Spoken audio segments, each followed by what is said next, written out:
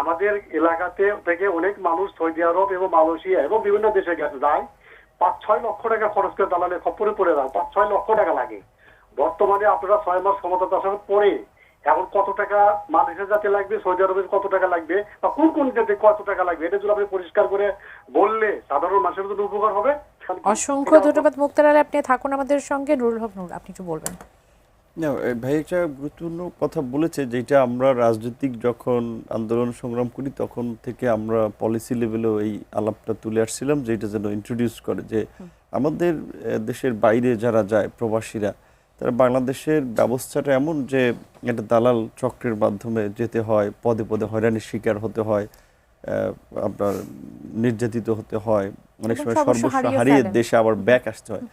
So যতখানি পারা যায় বিভিন্ন দেশে কর্মী পাঠাতে G2G ব্যবস্থা করা, পাশাপাশি এই খরচটা কমিয়ে নেওয়া।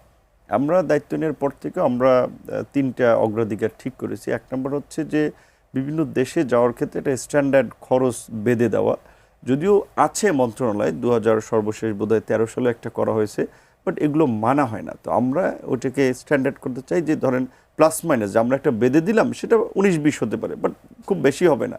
সেক্ষেত্রে একটা ড্রাফট তৈরি করার কাজ চলছে, যে কোন দেশে যেতে কীরকম খরচ হয় এবং আমাদের দেশের লোকেরা কোন কোন দেশে কাজের সন্ধানে যায়। বিশেষ করে বেসিক্যালি আমরা যদি লেবার পার্টটা ডিল করি, বিশেষ করে সেক্ষেত্রে সৌদি আরবে এখন ইরেগুলার বিভিন্ন মাধ্যমে যারা যায় তাদের খরচ যায়, এটা তো অস্বীকার করা ওয়ে নাই, প্রায় 5 থেকে 6 লাখ টাকা। আর বোয়েসেল আমাদের যেটা সরকারি রিক্রুটিং এজেন্সি, এখানে অল্প লোক যায়, কিন্তু বোয়েসেলের মাধ্যমে যারা যায় তারা কিন্তু ফ্রি অফ কস্টে যায়। যেমন আমাদের এখন ধরেন জর্ডানে যায় গার্মেন্টস কর্মী মেয়েরা হিউজ যায়, বিশেষ করে প্রত্যেক মাসে অ্যাভারেজ আপনার প্রায় দেখা যায় 2-2.5 হাজার যায় জর্ডান।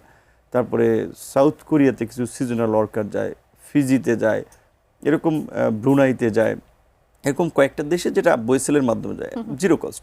বাট অন্য যারা যায় ওরা তো বেসরকারি প্রতিষ্ঠানগুলো অনেক ক্ষেত্রে ভিসা কিনে নিয়ে আসে, কনভিন্স করে, লবিং তদবির করে, পয়সা খরচ করে, কাজেই সে ওইটা এখানে পাঠায়, তার মাথায় উঠিয়ে দেয়। তো আমরা এই জন্য বলছি, হ্যাঁ বেসরকারি প্রতিষ্ঠানগুলো লাভ করবে, সেটা সার্ভিস চার্জ নিবে। তো আমরা যদি ধরেন 1.5 থেকে 2 লাখ টাকা বেঁধে দিই, সে তার থেকে সে 20 থেকে 25 হাজার টাকা বেশি নিতে পারে, কথার কথা যদি নেয়, এর বেশি যেন না নেয়। ওইটা আমরা একটা রিক্রুটিং এজেন্সির সাথে আলাপ করে এবং আমরা খরচের বাস্তবতাটা বিবেচনা করে আগামীতে নির্ধারণ করে দেবো।